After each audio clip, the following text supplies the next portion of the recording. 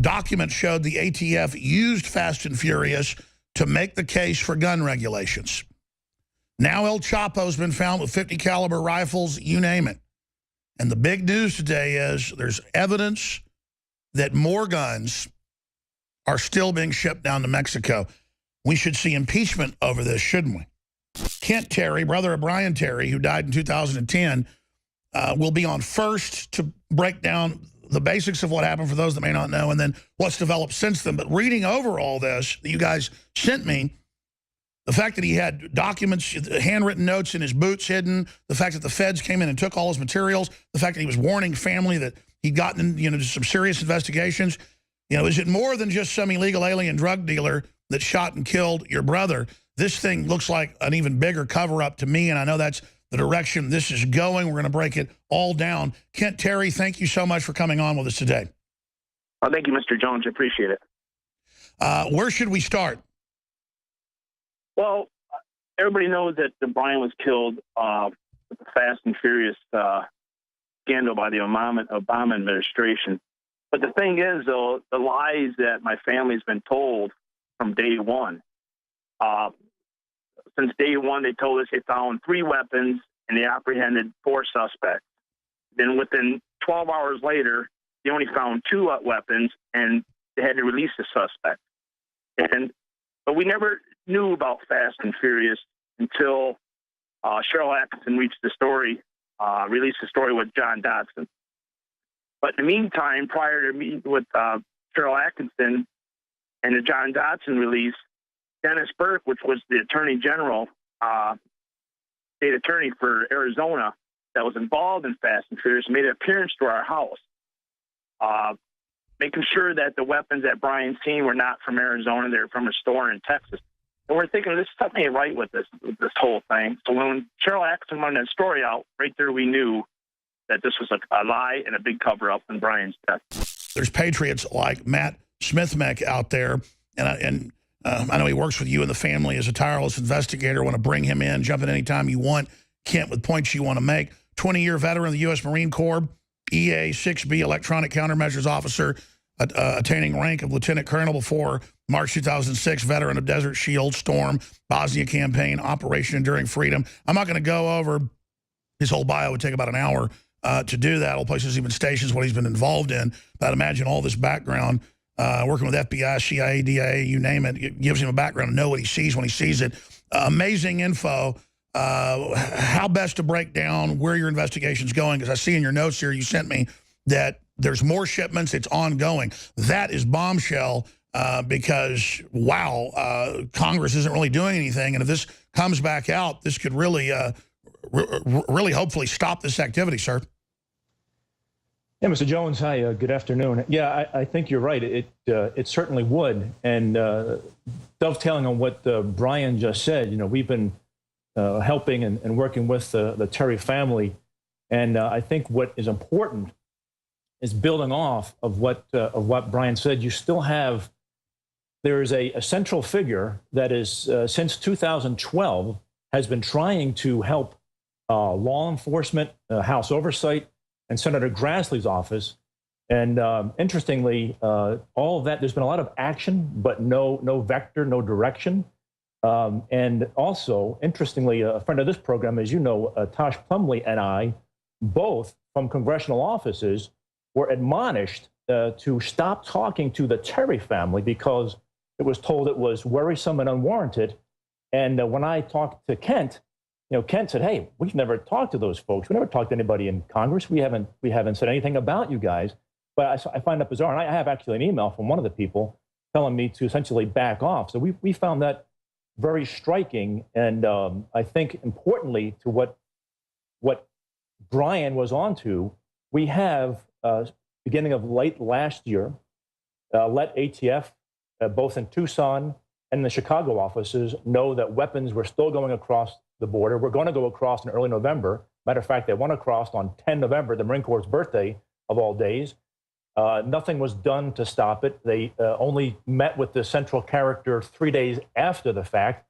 And again, we've also alerted some folks in the congressional side because, talking to a lot of the folks who were lost their jobs or retired or got in trouble over trying to tell the truth on Fast and Furious, you know, we're told, do not trust ATF leadership, do not trust DOJ, OIG. In your gut, looking at this and the way they've changed the story so much, and the fact that he had documents we're going to be showing to the TV part of the audience, basically hidden so that they would get to other people if something happened to him. I mean, this sounds like an action adventure whodunit movie to me. We know what, Mr. Jones, from day one, I knew something wasn't right. I mean, especially when he told my mom 2 months before he got killed that, you know, Mom, I don't want to go back. Something just doesn't feel right. I can't talk about it. My mom was like, Brian, you know what? If you don't want to go, don't go back. He goes, well, you know what? I love my job. I love this country. And a year later, when I was going through his materials and his belongings, I went to go try on these pair of boots, and I thought it was a paper from the brand new pair of boots. And I pulled out that journal. I started going through it, and I'm like, about him intercepting, pulling over people with crates full of AK-47s, and he had the GPS coordinates down there and everything, and was told by his supervisor to let go. Right there, I knew, you know what? The whole time of Brian's death did not add up. 15 minutes before he got off, the emails he wrote to the Border Patrol Union regarding a situation going on in the border, and the Border Patrol Union told us it wasn't about a transfer and it wasn't about a time off to look into it. So I think Brian was on to Fast and Furious. I don't think he knew the extent of it. I don't think he knew how big it really was. But in my gut, the timing of Brian's death does not add up to what the government's telling us. What Fast and Furious was about was a political attack on the Second Amendment of the United States. The heck was some botched sting operation. The fact is that that's what the administration is trying to hide. That's what they don't want people to find out. The president wants to lead people to believe he's not attacking the Second Amendment. I believe these papers will show that they were doing everything to attack the Second Amendment. What does this look like to you? I mean, we know they were doing it to blame the Second Amendment. Was there more? Why does El Chapo have all these Fast and Furious guns? Why does the media try to cover it up? I mean, what's the big picture? I know you don't like to speculate, but, we're 5-6 years into this now. We have a lot of pieces here. What do you think's going on? Sure. What I would speculate is dovetailing on what Tosh Plumley has been on your program before and talked about. This is I think, part of a much larger international gun running operation. As a matter of fact, a person in Congress had asked me to ask this central character, this integral figure that still is trying to help the Terry family, congressional oversight, that you have a nexus between Fast and Furious, and if not Benghazi, at least the Middle East. We know from accounts from the folks who were actually involved with running these weapons in September of 2010, weapons separate from what we call Fast and Furious were run down to Mexico, down to a town in Mexico, Caborca, actually, met with an international Middle Eastern arms dealer and en route over to the Middle East. This happened at least 3 times, again, starting in September of 2010, and I think of great import is a Moroccan DST commander. Their DST is their internal security forces. On 16 October 2010, reported to his supervisors that Fast and Furious weapons were in the Kingdom of Morocco en route to arm the rebels in Algeria. So here we have now a nexus from weapons going across the southern border into Mexico, and then from there going out to God knows where. We're talking to recently retired Lieutenant Colonel Matt Smith-Meck, who has taken this case on. I should also add that they wrote a very powerful article that's not been published yet that was written for a major newspaper. I don't know if I'm allowed to say who. He can talk about it if he wants to. And that they said they would run it, but then they didn't run it. It's a whole side of the story that's never been told. I mean, I've never heard, except for talking to the Terry family, what Brian Terry was doing. I mean, this has never been reported on.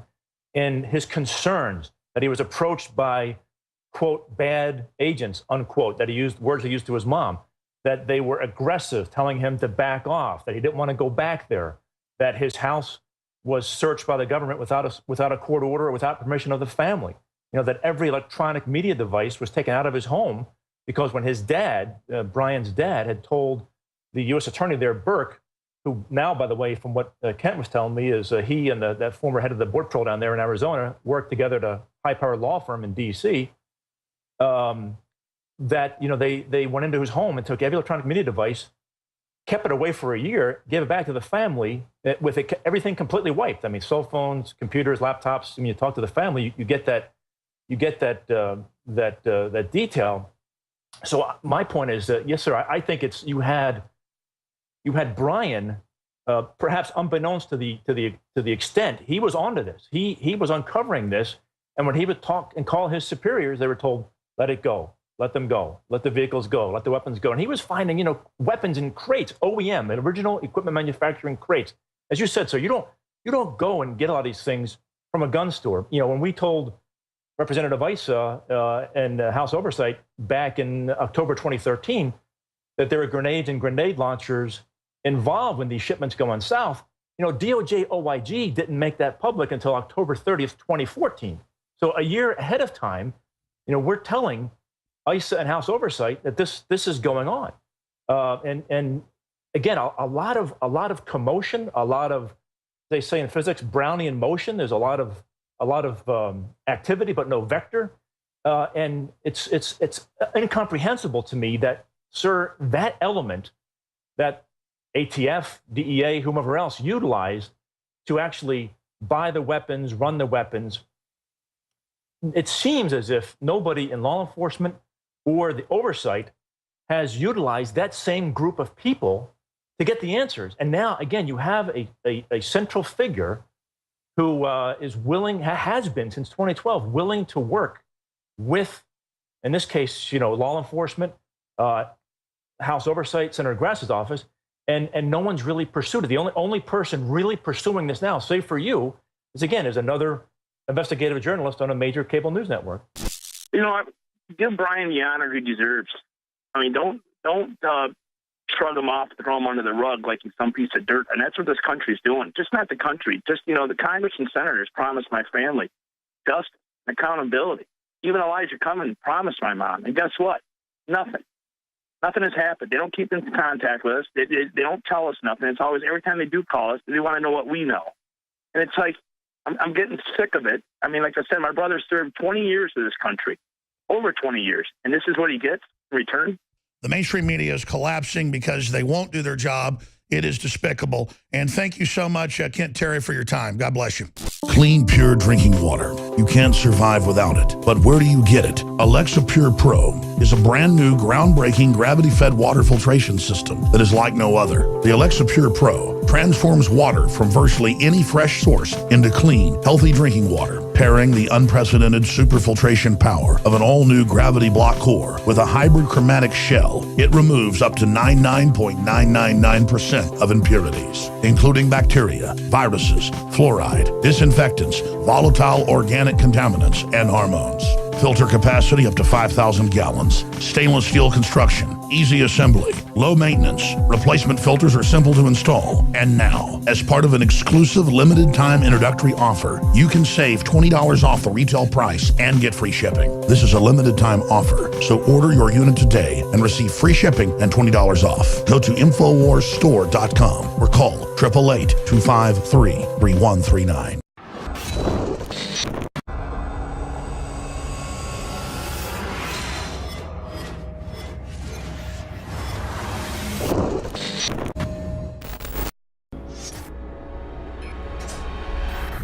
Documents showed the ATF used Fast and Furious to make the case for gun regulations. Now El Chapo's been found with 50 caliber rifles, you name it.